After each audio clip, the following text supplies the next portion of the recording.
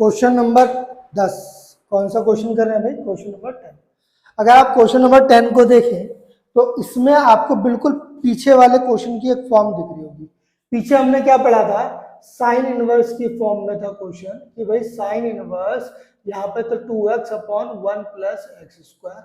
जब हमने ऐसा देखा था तो हमने ये एनालाइज किया था कि भाई अंदर जो 2x अपॉन में 1 प्लस एक्स स्क्वायर लिखा है, कहीं ना कहीं मुझे उसे साइन की फॉर्म में कन्वर्ट करना है ताकि साइन इनवर्स साइन थीटा वाला फॉर्मूला लगाया जा सके।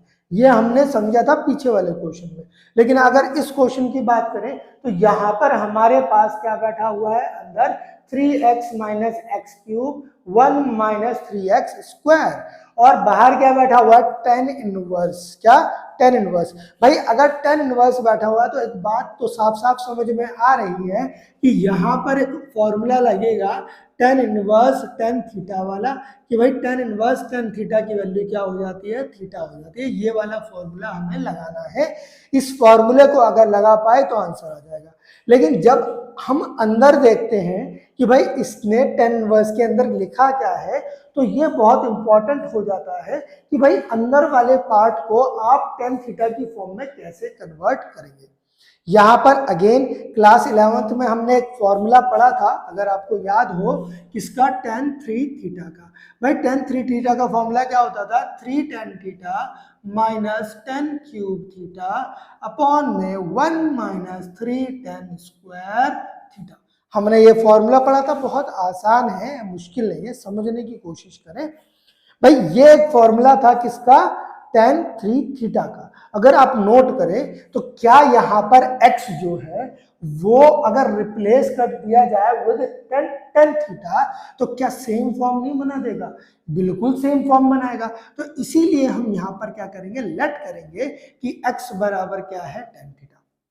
अगर हमने लेट कर लिया x tan थीटा है तो जहां जहां पर x है वहां पे tan थीटा रख देते हैं और देखते हैं क्या आता है। तो अगर आप देखें तो ये क्या बनेगा भाई? y बराबर tan inverse 3 tan theta minus tan cube theta upon में 1 माइनस 3 tan स्क्वायर थीटा।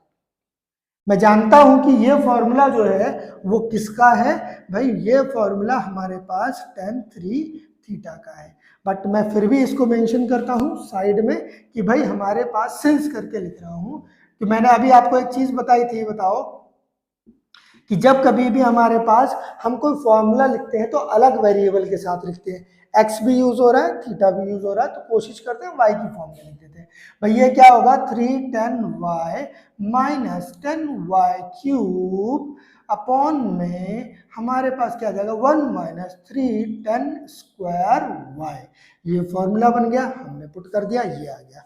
अब हमारे पास क्या होगा? अब हमारे पास tan इनवर्स tan थीटा वाली फॉर्म बन गई। अगर tan इनवर्स tan थीटा है तो रिप्लेस करेंगे।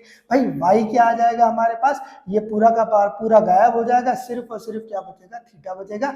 मेंशन करेंगे कि भाई tan इनवर्स tan y की वैल्यू क्या होती है? हमेशा y होती है। सिंस करके लिख दिया।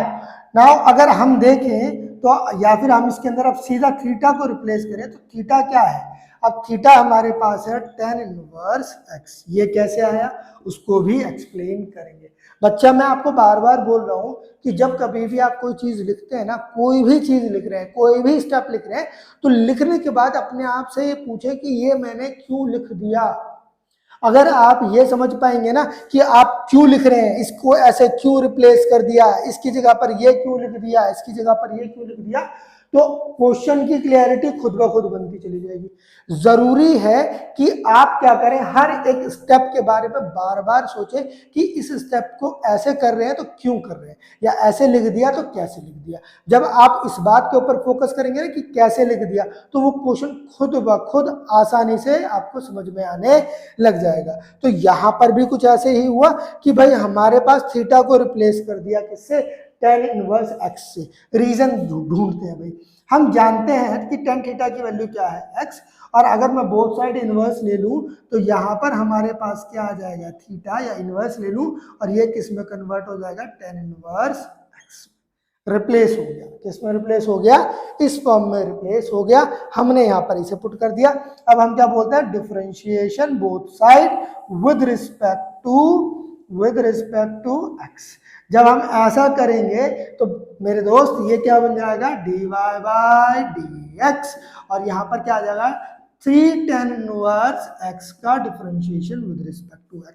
और हम जानते हैं, ये बात हमने कई बार पढ़ी है, कि अगर मेरे पास कोई फंक्शन का डिफरेंशिएशन हो रहा है विद रिस्पेक्ट टू x और उसके मल्टीपल में कोई विदाउट वेरिएबल वाला वैल्यू है, तो मैं उस वैल्यू को बाहर निकाल लूंगा एज इट इज और अंदर वाले पार्ट का डिफरेंशिएशन करूंगा। कई बार समझा है। यहाँ पर भी सेम चीज हो रही है भाई। अंदर क्या बैठा हुआ है? 3 बैठा हुआ है। 3 को बाहर निकाल लेंगे। अगर 3 बाहर निकाल लें तो ये क्या आ जाएगा? Differentiation of tan inverse x with respect to x।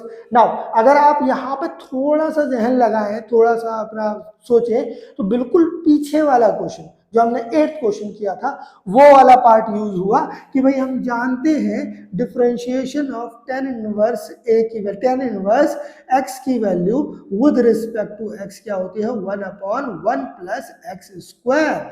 तो अगर यहाँ पर देखेंगे तो ये जो dy बाई dx है, ये क्या मिलेगा आपको? ये मिल जाएगा 3/1 प्लस एक्स स्क्वायर। मेरा बच्चा यही आंसर है और ये आपका आंसर आ गया। भाई एक बात समझ लो, अगर आपको ये वाला पार्ट नहीं समझ में आ रहा ना कि इससे ये कैसे लिख दिया, तो इसके लिए आपकी सहूलियत के लिए एक और स्टेप लिख लेना आप। 3 × 1/1 प्लस एक्स स्क्वायर। 3 1 से मल्टीप्लाई करेगा तो क्या आ जाएगा? 3 आ जाएगा, और नीचे तो 1 प्लस एक्स स्क्वायर है ही। मैं आपको थोड़ा सा इलेबोरेटेड वे में, थोड़ा सा डिटेल्ड वे में इसलिए पढ़ाता हूं ताकि आपको हर एक स्टेप की नॉलेज हो कि आखिर उसको लिख क्यों रहे। अगर आप उसे नहीं लिखेंगे तो एग्जामिनर कहीं ना कहीं आपके मार्क्स काट सकता है। फिर आप सोचेंगे यार मैं तो पूरा क्वेश्चन करके आया था, फिर भी मेरे मार्क्स कम आ रहे हैं। अगर आपको पूरे मार्क्स लाने हैं, ज्यादा स्कोर करना है, तो राइटिंग एंड रिप्रेजेंटेशन पर भी काम करना पड़ेगा। जब आप कॉन्सेप्ट सीख रहे हैं तो कोशिश करें कॉन्सेप्ट सीखते समय राइटिंग एंड रिप्रेजेंटेशन को भी इंप्रूव करें।